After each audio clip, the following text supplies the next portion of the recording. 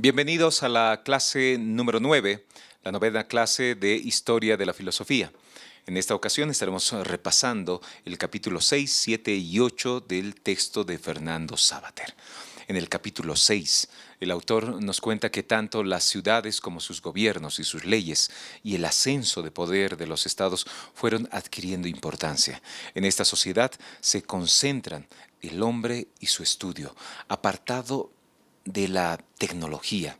Además nos habla de Erasmo, el que era un filósofo independiente que decía que todos los humanos no éramos cuerdos, en el sentido de que cada quien se enfrasca en sus mundos, fantasías o bien ilusiones, permitiéndonos vivir la vida tal como la queremos nosotros ver o llevar adelante día a día.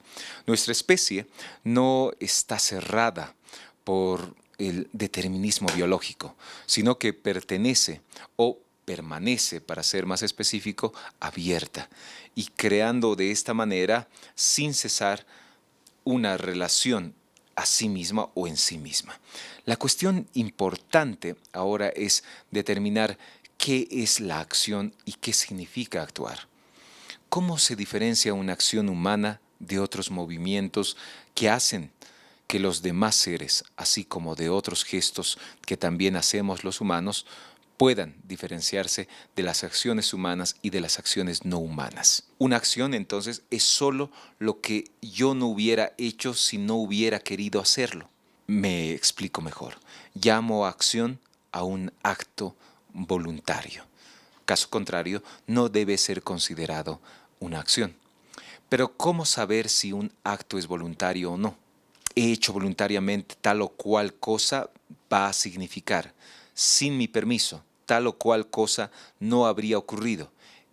Esa acción mía, todo lo que no ocurriría si yo no quisiera que ocurriese. A esa posibilidad de hacer o de no hacer, de dar el sí o el no a ciertos actos que dependen de mí, es lo que podemos llamar libertad. Problemas sobre la libertad. Puede ser que la libertad sea una ilusión. Después de todo, cuanto ocurre tiene su causa determinante, de acuerdo con las leyes de la naturaleza. La doctrina determinista establece que si yo supiese cómo están dispuestas todas las piezas del mundo, ahora, y conociera exhaustivamente todas las leyes físicas, podría describir sin error cuánto va a ocurrir en el mundo dentro de un minuto o dentro de 100 años. Yo también estoy sometido a esa determinación causal, donde queda entonces la pregunta si nos hiciéramos el sí o no de la libertad. ¿No sería mejor el acto libre aquel que inventase su propia causa y que no dependiera de ninguna precedente? Bueno, el autor piensa que ni el determinismo fuerte de una serie de acontecimientos ni el indeterminismo relativo pueden responder a la pregunta sobre la libertad humana. La libertad no se plantea en el terreno de la causalidad física, sino en el de la acción humana. La libertad no parece suponer un acto sin causa previa, un milagro que interrumpe la cadena de los efectos y sus causas, sino otro tipo de causa ampliada.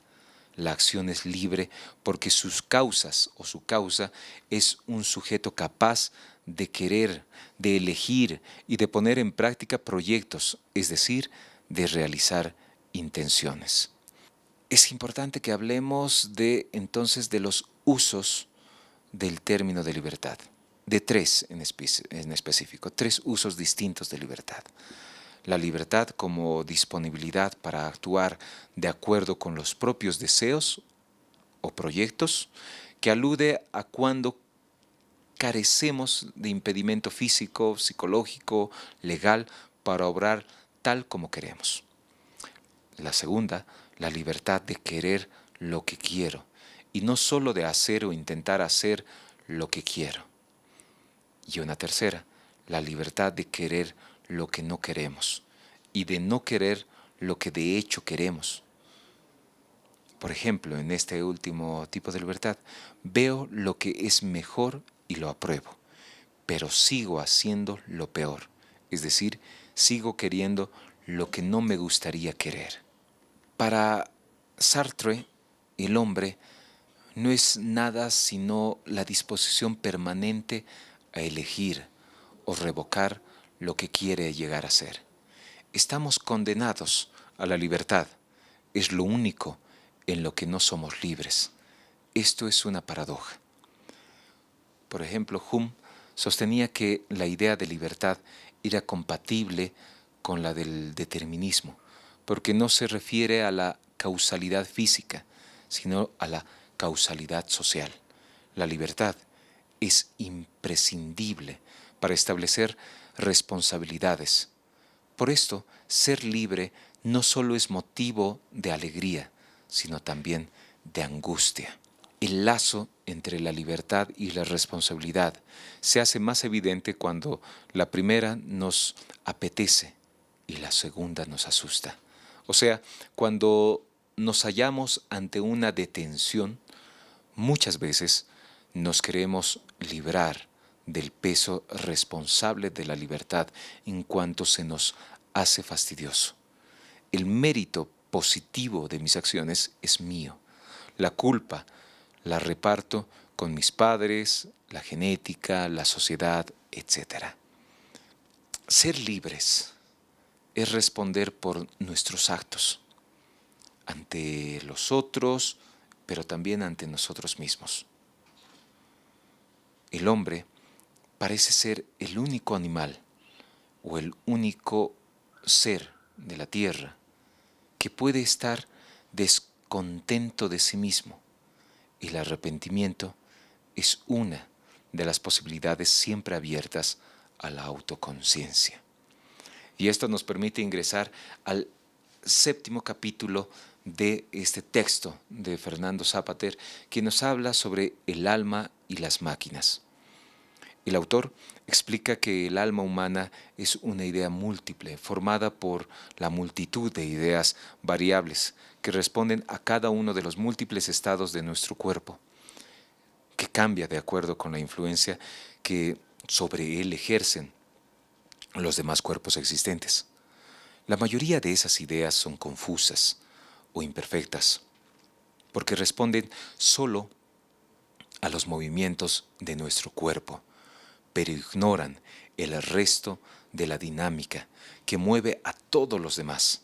Si logramos sintonizar con ideas universales y eternas como la sustancia misma, alcanzaremos la verdad y nos alzaremos sobre el abrumador barullo de los minúsculos y cambiantes errores cotidianos. Ahora deberíamos preguntarnos si existe una naturaleza humana, si somos seres naturales, si hay contradicción entre ser natural y ser convencional. Bajo esta lógica, cada una de las cosas que existe en el universo tiene su propia naturaleza, su propia forma de ser.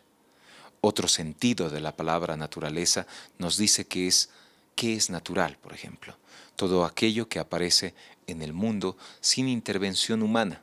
Esa es la primera idea. Los objetos fruto del arte o de la técnica humana son artificiales y no pueden formar parte de esa naturaleza. Entonces, el término natural aplicado al hombre se contrapone a cultural. Lo natural es innato, pero lo cultural es aprendido. ¿Ven? Esa complementación de lo natural frente a lo cultural. Bueno, lo natural es ya lo dado, donde no ha intervenido la mano del hombre, pero lo cultural es lo aprendido y es lo dado por el hombre. En todos nosotros, cualquier rasgo natural está siempre contaminado por la cultura y viceversa. Por ejemplo, es natural comer, aunque por nuestra cultura nos gustan más unos alimentos que otros. En determinados países se come de determinada forma y determinados alimentos y en otra región todo eso cambia. Entonces, lo natural y lo cultural en el hombre se encuentran íntimamente ligados.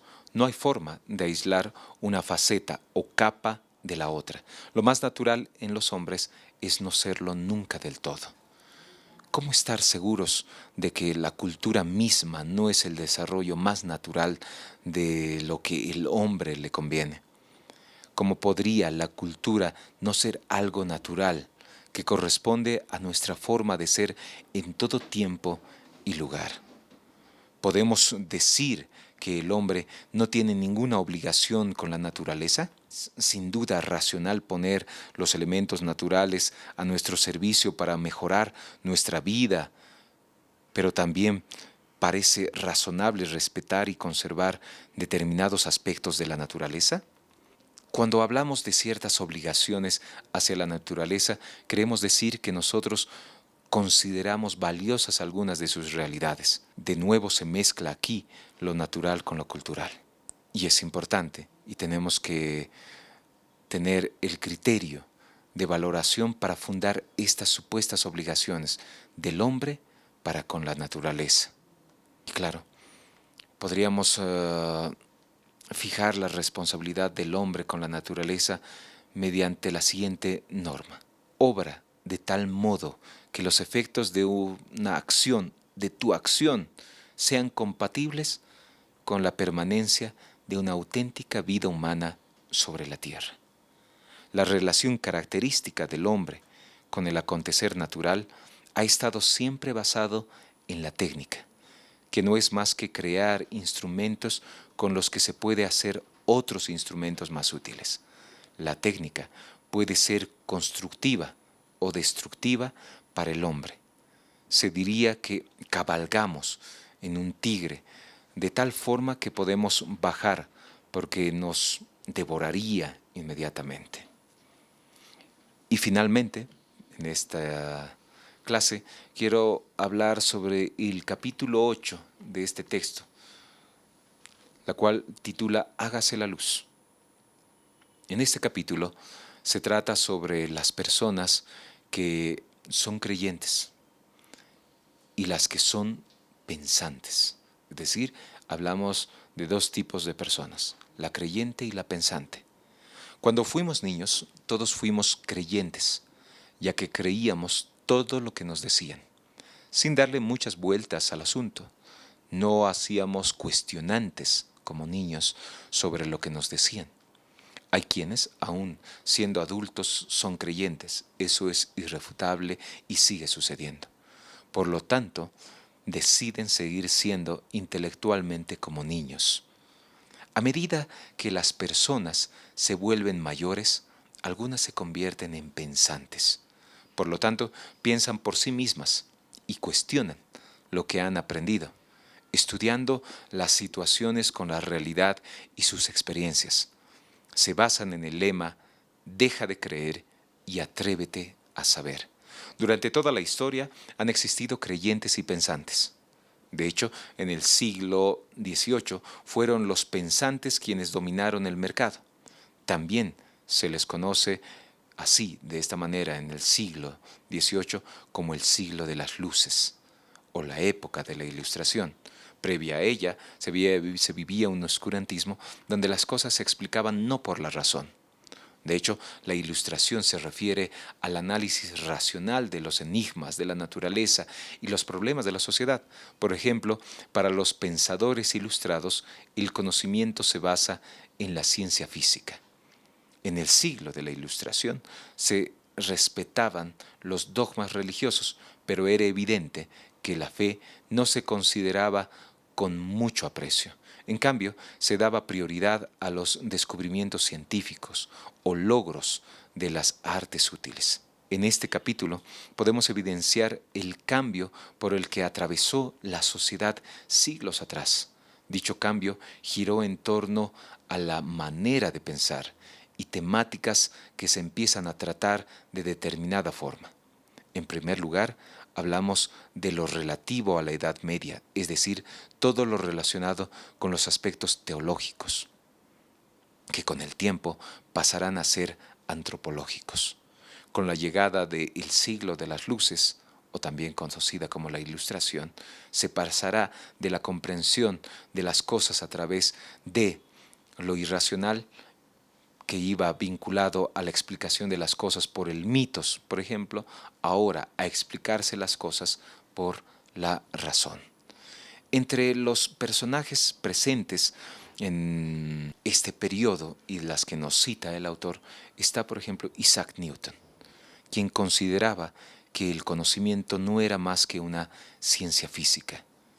Este no planteaba hipótesis, sino que se dedicaba a la observación, cálculos matemáticos, para llegar a conclusiones precisas, sin criterios, si quieren, y delirios metafísicos.